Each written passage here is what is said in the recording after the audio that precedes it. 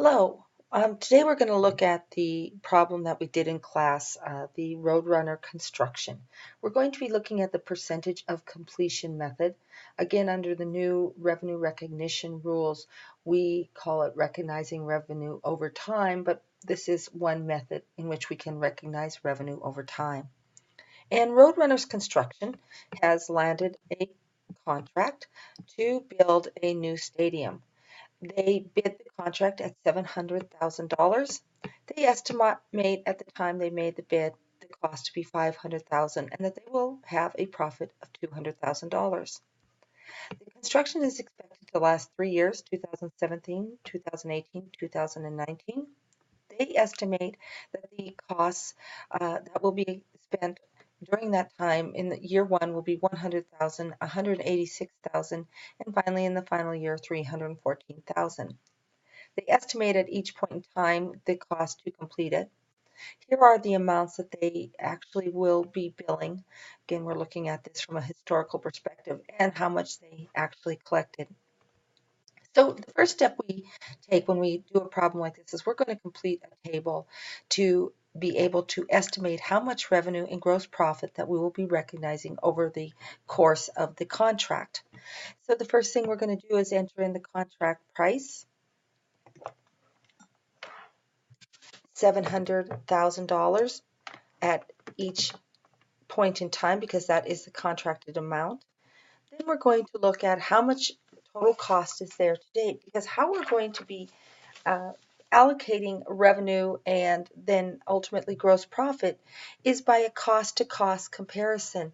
And that cost to cost takes any cost to date divided by the total cost will come us up with a percentage of completion. And we will take that percentage of completion and apply it to the amount of the contract price to come up with the revenue recognized to date. So we will go ahead and plug in that the cost to date in 2017 was $100,000. That is given to us right here, construction costs. The cost to date for 2018 will be the 100,000 plus the 186,000 in order to give the total amount of cost to date. So that would be 286,000. And then finally, we will take the 286 plus the cost for 2019 and come up with a total cost to date of 600,000. So what has happened with this contract? Are we on target for what we thought that it was going to cost us? The answer is no. We estimated to be 500,000 and it's actually going to be 600,000. This is not uncommon. Sometimes costs go up more than we had hoped, so it is not uncommon to see cost overruns. So we're going to be looking at how much cost do we estimate to complete. Well, in the first year, we estimated that there would be 400,000. We're just pulling those numbers right here. In the next year, we estimate it's going to take 264,000 in order to complete it. And that is where we will have what our total costs will be. So we're going to go ahead and add cost to date plus the cost to complete. In year one, we were on budget. By year two, we were actually beginning to become off budget. So go ahead and sum these two.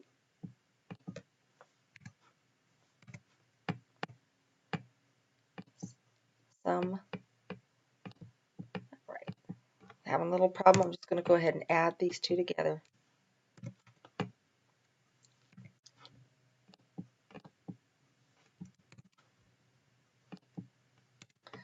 550. And then ultimately our total cost at this point in time was $600,000. So you can see it was in year two that we actually went off budget by $50,000 and then we ended up going off budget totally by $100,000. So in order to figure the percentage complete, we are going to take, as the formula says, the cost to date divided by the total cost. And we can see in 2017 that we were 20% complete. And we can go ahead and click and drag. And we can see that 52% complete in 2018, and by 2019 we were 100% complete. So now we can take that percentage of completion, that cost to cost, the cost to date divided by the total cost, take that percentage that it is complete, and determine how much revenue we can recognize in each year. So in year 2017, we can take the percentage complete times the total amount of the contract, 700,000, and we can recognize 140,000. The amount of total revenue that can be recognized in the second year, the total percentage complete times the contracted amount, the total amount of recognized revenue is going to be 364. However, in the previous year, we had recognized 140,000 of that revenue. So we need to subtract out the previous year's revenue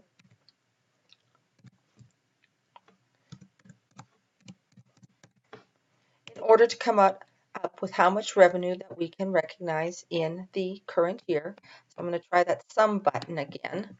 There we go, it's working this time. And we can see that in 2018 we can recognize $224,000 of revenue, and 100% of 700,000 is the total amount of revenue that we can recognize by the end of the contract. But we must subtract out any revenue that we have currently recognized. So we're going to subtract out the 2017. We're going to subtract out the 2018 in order to come up with the total amount of revenue to recognize in the final year of the contract. We can go ahead and then again sum that button, the 700 minus the 140 and the 224. And we can see that in the final year we are going to be able to recognize 336,000. That is the revenue. We now need to determine how much profit are we going to be able to obtain after subtracting expenses from the revenue. So we're going to go ahead and enter in the cost per year that we have given us up above. So the total cost in the 2017 was $100,000. In 2018, it was $186,000. And in 2018, the remaining cost of $314,000. All right, so we know that revenues minus expenses gives us gross profit. So if I go ahead and I sum the $140,000 of revenue less the $100,000 in expenses, I can recognize in 2017 $40,000.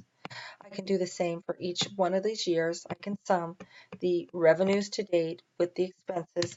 Year 2018 is 38, and I can go ahead and sum the 336,000 of revenue minus the 314 will give me $22,000 of gross profit in 2019. So there we have recorded, we have the expenses of the project, we have the revenues allocated to the different periods based on the percentage it is complete, using a cost-to-cost method to create a percentage, and we have the gross profit. Now we need to go ahead and enter those into the general journal. So I'm going to go ahead and pull up the general journal that is already completed. We did this in class, and let's just take a look at it and review where that came from. So we went ahead and we saw that we have some different accounts. We've got the construction in progress or process. This is an asset account. It's similar to an inventory account. Well, we are building that asset, that long-term asset. We're going to house those costs in a construction in process account in order to show that we have transferred assets such as cash. We've paid cash, we've used raw materials, we might have incurred some debt in accounts payable, and we have created an asset account, construction in process, that we are going to record these costs in. Where does this CIP come from? Let's go back to our table. The construction process at this point in time are the construction costs to date, the $100,000.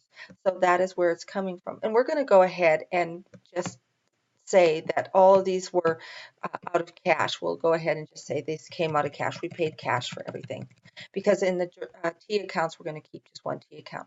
So we've got 100,000 that we had done for costs that are now in our inventory CIP, and we paid for it with cash. According to our problem, it said that we had billed our clients $80,000 and we had collected $50,000. So in the general journal, we will go ahead and record the accounts receivable for the billings. The billings are going to serve as a contra asset to show that to the CIP account, to show that construction in process has actually been billed for $80,000 so that we're not double counting that asset. When we actually collect on that billing, we're going to go ahead and put that cash in our cash account, reduce the accounts receivable. Let's go ahead, and I've created some T accounts and look at how that looks in the T accounts. So here it is in red. This is year one. All of the red indicates year one journal entries. There we have the construction in process. We've got the accounts receivable, the accounts receivable collection. We have an $80,000 from the billing, a contract asset. So it shows that we have 100 minus the 80. We still have from this year $20,000 sitting in that asset account that has not been billed. And so we can see that. We've got the cash that we received that went out the door, that came in the door, and the $100,000 that cash to pay for the construction in process. That has all been posted. There's one more journal entry for the year that we have to take a look at, and that is to actually recognize the revenues that we have earned, and that is the sales revenue that we had calculated. Sorry, I'm bouncing around a little bit. That we had calculated here, the revenues to date, $140,000 by the cost-to-cost method. We will go ahead and record those revenues in our general journal. We will record the construction expense that we had incurred in order to perform the services on this contract. And then to make it balance, we will debit the construction in process for the $40,000 of the gross profit that we had determined in the cost-to-cost method down below, the $40,000. So now we have actually journalized all of those accounts. And as you can see, I have posted all of this. We've got the construction expenses, we've got the revenue recognized, and we have got then all of these things that we had done in that table put into a general journal, put into the T accounts, and eventually we will be constructing the financial statements. So we could go ahead and do the same thing with all 3 years. And let me go ahead and show you that in 2018, I simply moved those same accounts over. Construction in process that was given. We can go ahead and say that this went out of cash. We billed for $350,000, and our billings were $350,000, and we collected $330,000. We can reduce the accounts receivable, record the construction expense, record into the construction in process account, and recognize the revenue. And we can do that for the final year as well. I'm simply just moving all of those things that we did in that table into a journalized form. To go back to this, we can go ahead and look at how those different T accounts. So the red reflects all the journal entries from the 2017. The purple reflects the journal entries from 2018. And finally, the green represents the journal entries from 2019. And we can see that what happens is the total amount of the construction in process equals the contracted amount. We can see that the billings that we billed equal the contracted amount. We can see that at the end of the period, our accounts receivable will be 0 once we have collected all of the amounts that are due to us. We can see that the net result of cash by the time we made our collections minus the expenses we paid should be equal to what our gross profit is. Construction revenue, the amounts billed, $700,000 minus those construction expenses are $600,000. So you can see, as we did in class, you can take a look at this, stop the video, and look at it, at the different amounts and how they're posted. The final step that we did in class was we prepared the financial statements, and we simply took the revenue minus the expenses, and we came up with the gross profit from the income statement. This is in the recognizing revenue over time on the percentage of completion method. And all these revenues were calculated in the table. The revenues to date, the 140, the 224, 336 translate into the financial statement, 140, 224, 336. The expenses were given to us. The gross profit came from our calculations as well. Now, if we did a completed contract method, all of those revenues and expenses would only be recognized in the final year.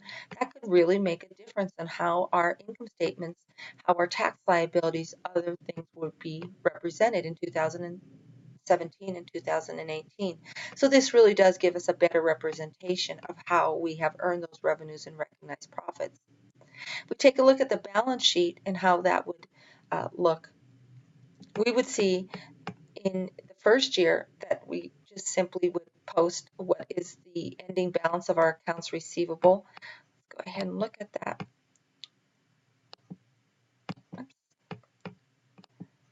Accounts receivable would have an ending balance, according to the red, of 80,000 minus 50,000, there would be a $30,000 balance. If we go ahead back to the financial statement, we could see that there's a $30,000 balance. We go back. In year 2, we would have an amount owed. If there was 30,000 and 20,000, there would be an ending balance after year 2 of 50,000.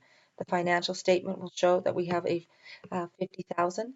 But let's take a look at the construction in progress. That's a little different. In year 1, we had 140,000. We only billed for 80,000. That left us with profits and costs not yet billed of 60,000. But we got into year 2 and we billed for 430,000, and yet our construction in process account only had a balance of 364. That meant that we had billed in excess of costs and profits. Let's take a look at that.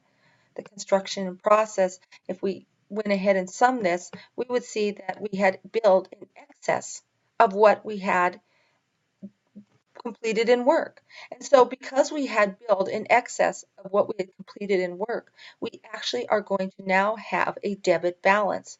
A debit balance in the billings account means that we have an unearned revenue, and it's going to now fall under the current liabilities.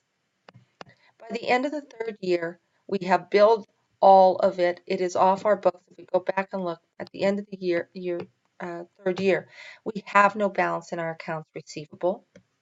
We have no balance by the time we close out our books in the billings or the construction process.